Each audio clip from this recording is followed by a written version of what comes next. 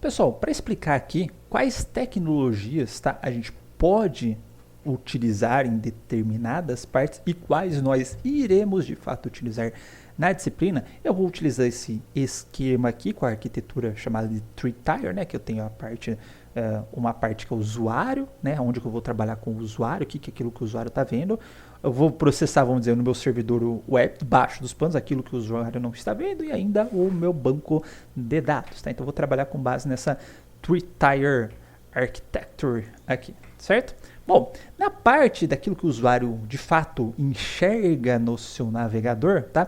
Nós temos uma programação chamada de front-end, aquela que está na frente do usuário ali, aquilo que o usuário enxerga, aquilo que o usuário interage, certo? Então, nós temos isso bem divididinho, cada um desses componentes terão suas tecnologias e linguagens próprias, tá? Do usuário, nós temos as tecnologias / linguagens do tipo front-end, tá? Na tecnologia, ou nessa parte front-end, tá? É muito bem definido, certo? O que eu posso utilizar e para qual finalidade eu irei utilizar, tá? Então, no front-end, nós iremos trabalhar obrigatoriamente, até porque eu só tenho isso para trabalhar, que é o HTML, tá? Que vai me definir o conteúdo da minha página, tá? Então, perceba que tem o HTML aqui, ó, content, tá? Nós temos o CSS, tá? Parte 1 dos S aí vem de style, tá? Vou explicar o resto porque na hora eu explico. Para não causar confusão. Mas o CSS vai nos definir o estilo, tá? Então, quais que serão as cores, quais serão os tamanhos, posicionamento dos meus itens na tela. Tudo isso definido pelo CSS. Perceba que na hora que eu estava explicando o W3C, eu falei, ó, o W3C padroniza o HTML, padroniza o CSS, tá? E nós temos também o JS ou JavaScript, que aqui está com behavioral, ou seja, comportamental, tá? É a linguagem de fato de programação, tá? Que nós iremos utilizar para dar comportamento, para dar iteratividade ou interatividade à nossa página. O que isso significa? Significa que o usuário clicar, eu posso fazer uma ação? Significa que a hora de que ele digitar alguma coisa no formulário, eu posso validar aquilo que está no formulário? Tá? A hora que ele clicar num botão, eu posso abrir um menu, enfim, abrir um pop-up na tela, fazer algum tipo de ação mediante, ou melhor, fazer uma reação mediante a ação do usuário, tá? E perceba que o único que eu falei de linguagem de programação foi o JavaScript, tá? Que é de fato a linguagem de programação que nós temos para o front-end, tá?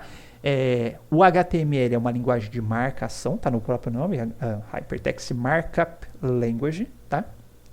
E o CSS é uma linguagem de estilização, Cascade, Spread, Style Sheet, tá?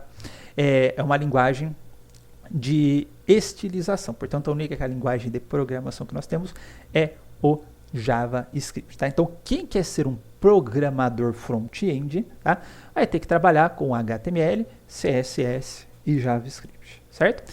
E devido a essas características pertinentes a cada uma dessas linguagens, surgem vários memes na internet, conforme você vai combinando estas funcionalidades ou as particularidades de cada linguagem de programação, tá? Além disso, tá? Lembra que a hora que eu estava falando da história lá da web, então, na hora que começou a web 2.0, começaram os frameworks aí também, JavaScript, que davam mais dinamismo, facilitava a programação das páginas web. Legal, tá? Se você quer ser um programador front-end também, tá? É interessante que vocês saibam esses frameworks JavaScript. Mas por que você já não ensina então esse framework JavaScript? Já que você falou lá atrás que facilita a programação, que você consegue programar coisas de maneira mais fácil, mais rápida, enfim, etc. Todos os benefícios que esses caras podem ter.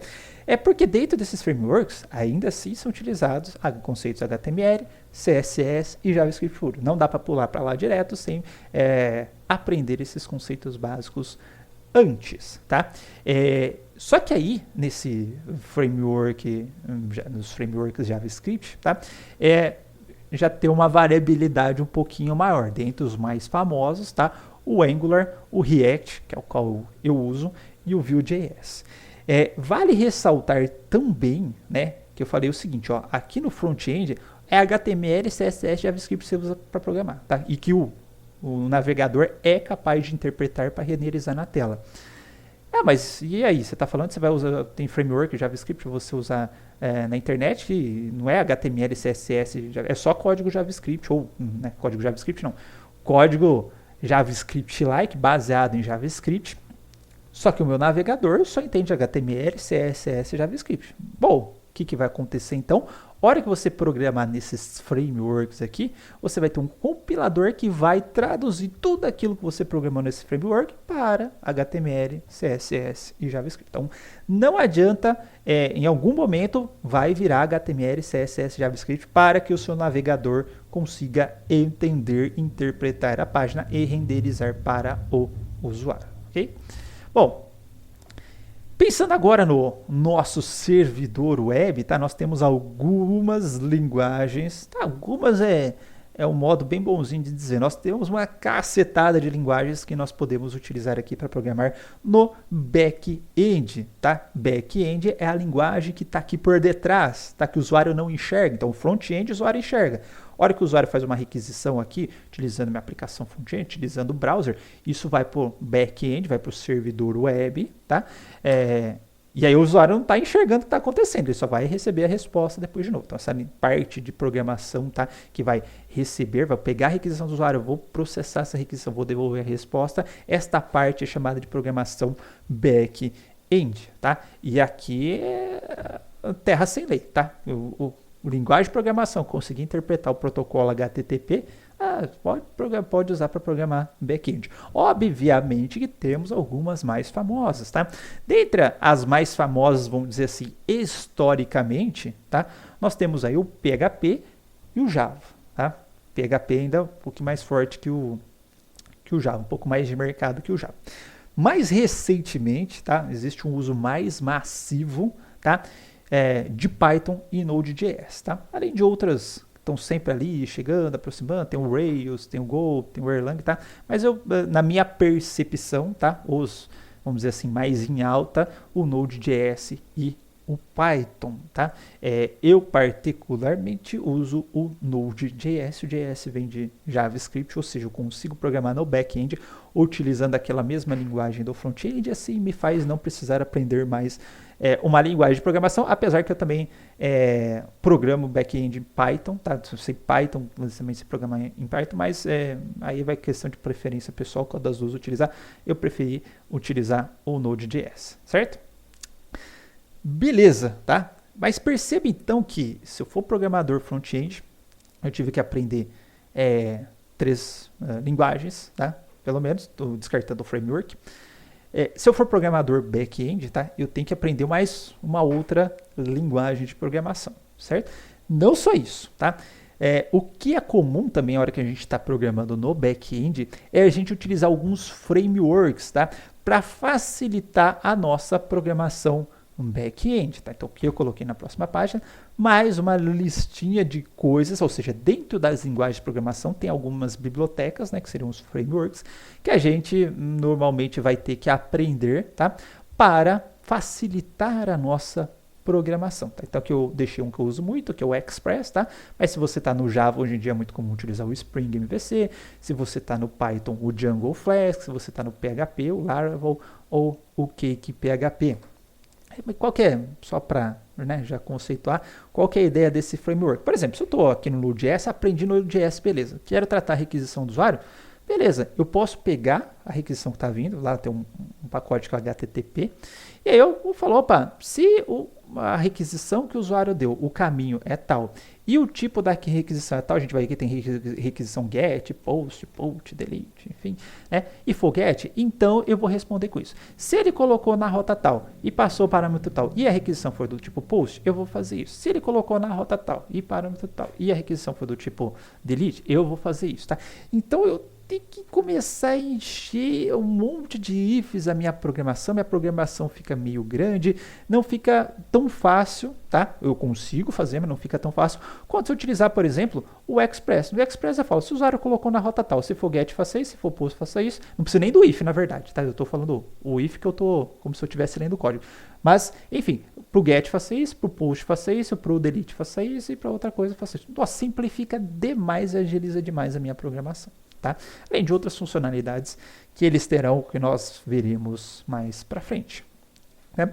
E aí, ainda naquela arquitetura three-tier, né, tem a parte do banco de dados. Tá?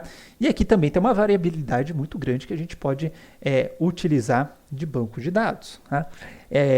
Por exemplo, é muito comum já ter disponível nos servidores web, né, quando você contrata um servidor web, um serviço, né, para você fazer hospedagem web, é comum já vir o MySQL, tá?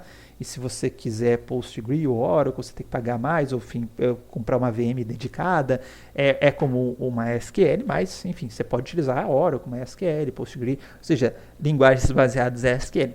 Mas hoje em dia também é muito comum o uso do MongoDB, também vem normalmente ali numa opção gratuita ou muito barata junto com o MySQL. O MongoDB ele é NoSQL, tá? Inclusive tem uma sintaxe e as consultas, enfim, operações que a gente vai fazer dentro do MongoDB utilizam sintaxe JavaScript. Tá? Então, também dentro do mundo JavaScript que eu uso, né? JavaScript no front-end, no back-end, eu também uso o JavaScript no BD. Não só por isso, mas que ele também me dá algumas facilidades em algumas situações. Eu achei que eu ia deixar isso aberto, mas não tem problema não. Deixa eu abrir um Robot 3 aqui, que eu uso para ver o meu BD MongoDB.